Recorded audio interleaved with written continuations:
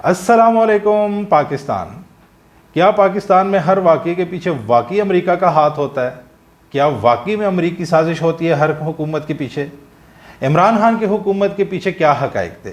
उसको घर भिजवाने के पीछे क्या हक़ाइक़ थे? क्या वाकई में महंगाई उसकी हकीकत थी या फिर कोई साजिश? पाकिस्तान के हर प्रेस कॉन्फ्रेंस, हर जलसे जुलूसों में पाक फ़ौज के ख़िलाफ़ लगाए गए नारों की क्या हकीकत है? क्या हम लाइल्मी में कुछ गलत तो नहीं कर रहे, या फिर शायद हम बहुत कुछ गलत कर रहे हो? ये सब हम आज इस वीडियो में डिस्कस करेंगे। आप देख रहे हैं आपका अपने यूट्यूब चैनल टर्नओवर और मैं हूं आपका होस्ट MK।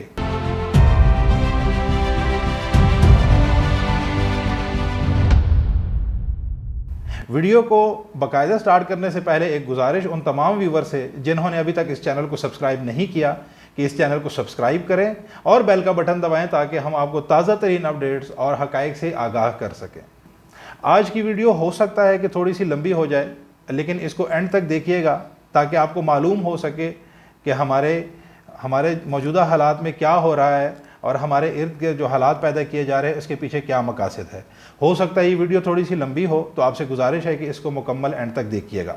आज की वीडियो को हमने बेसिकली 3 पार्ट्स में डिवाइड किया है। जो सबसे पहला पार्ट है कि जो होता है अमेरिका करवाता है, और पाकिस्तानी सियासत में यह नारा कब से चलता आ रहा है और इसके पीछे मकासद क्या होते हैं और क्या वाकई में हर काम अमेरिका करवाता है।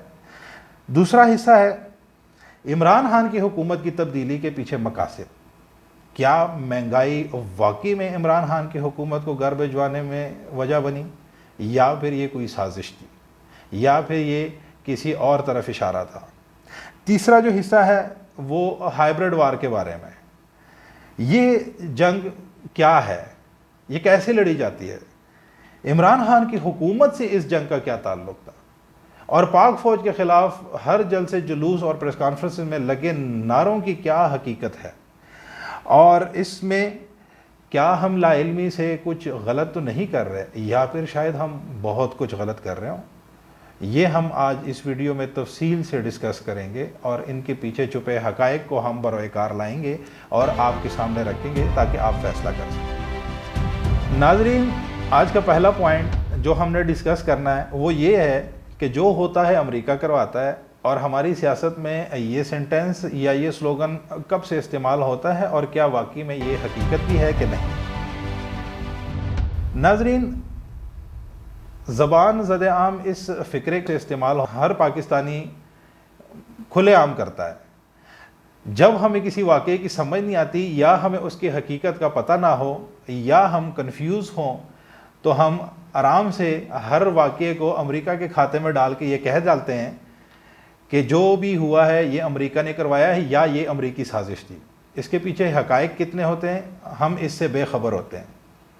इस वाक़ये की शुरुआत पाकिस्तान के शुरू दिन से ही की गई, या शायद कुछ अरसे बाद से, यानी 1960 के बाद से तो बरमला इस नारे का इस्तेमाल किया गया, और पाकिस्तानी सियासत में ये नारा स्टार्ट होता हुआ 2022 तक झंझटों और मुख्तलिफ मराहिल और पुख्तगी से गुज़रता हुआ पहुँचा है। 60 की दहाइयों में इस नारे की बरमला सियासत में एंट्री हुई और जनरल अयूब खान साहब ने इसका आगाज़ किया। अयूब खान साहब की किताब फ्रेंड्स नॉट मास्टर से ये नारा शुरू होता हुआ जुल्फ़िकार अली भुट्टो साहब को ये नारा मौसूल हुआ, और इन्होंने थोड़ी सी रद्द-बदल के साथ इस नारे को इस तरह कन्वर्ट किया कि white elephant is behind me, यानी सफ़ेद हाथी मेरे पीछे पड़ा हुआ है। और फिर ये नारा मुख्तलिफ मराहिल में दाखिल हुआ और मुख्तलिफ तरीक़ों से इसको इस्तेमाल किया गया। फिर चाहे सन 2000 में, या शायद इससे कुछ कबल या इसके कुछ बाद, ये नारा जमात इस्लामी के हाथ लगा और उन्होंने इस नारे को थोड़ा सा तब्दील करके अमेरिका का जो यार है गद्दार है में कन्वर्ट किया, और फिर ये झिलमिलाहट और झंझट से होता हुआ हमारे कप्तान साहब के हाथ लगा और ये एब्सोल्युटली नॉट में कन्वर्ट हुआ। क्या ये तमाम नारे और ये तमाम सियासी पार्टियां हक बजानिब थी? इस नारे की हकीकत क्या है? क्या हमने कभी गौर किया है कि क्यों हर हुकूमत आके इस नारे का इस्तेमाल करती है? क्या वाकई में पाकिस्तान की हर हुकूमत अमेरिका के ख़िलाफ़ होती है, کیا واقعی میں امریکہ ہمارا دشمن ہے؟ اور کیا واقعی میں ہر حکومت یہ چاہتی ہے کہ ہم امریکہ کو آنکھیں دکھائیں اور ہم اپنی مرضی کے فیصلے کر سکیں؟ اس کا جواب بہت سادہ الفاظ میں ایک تحریر میں لکھا گیا، اور یہ تحریر ایک بڑے اعلیٰ سرکاری ادارے، خفیہ ادارے کے اعلیٰ سرکاری افسر نے لکھی ہے، اور یہ موصوف لکھتے ہیں کہ مجھے یاد ہے کہ جب مصر میں الیکشن ہوئے، غالباً یہ سن 2012 یا 13 کی بات ہے، تو اخوان المسلمین جیت گئی، اور CNN نے ایک لائیو پروگرام میں ہمارے ایک سینئر سینیٹر کو مخاطب کیا اور ان کو ٹیلی فونک گفتگو کے لیے بلایا۔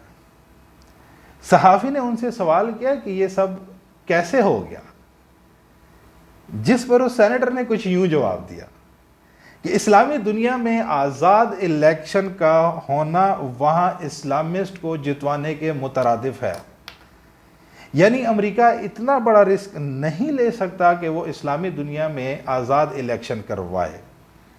آپ خود دیکھ لیں کہ تھوڑے سے آزاد الیکشن ہوئے اور وہاں مصر میں اخوان المسلمین جیت گئی۔ اس بات پر جو اینکر تھا وہ بہت حیران ہوا، پریشان ہوا، اور اس نے فوراً ہی اگلا سوال داغا کہ اگر ایسا واقعی میں ہے تو پھر بہت سے اسلامی ممالک میں جو حکمران امریکہ کی مخالفت کرتے ہیں اور اس وقت وہ حکمران بھی ہے، تو وہ کیا ہے؟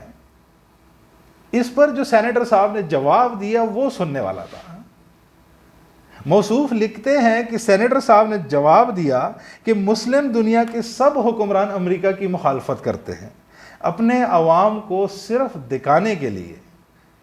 اب 9/11 کے بعد حکمران یا اپوزیشن امریکہ کی مخالفت امریکن اسٹیبلشمنٹ کے انڈرسٹینڈنگ سے کرتی ہے، یعنی حکومت اور اپوزیشن اس ایک پیج پہ ہوتی ہے کہ انہوں نے امریکہ کی کس حد تک مخالفت کرنی ہے اور امریکہ کی کھینچی ہوئی ریڈ لائن کو کراس کرنا ہے یا نہیں۔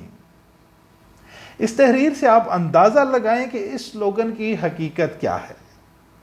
اس کی حقیقت یہ ہے کہ ہماری ہر حکومت امریکہ کے تابع ہوتی ہے اور امریکہ کے مفاد کے لیے کام کرتی ہے۔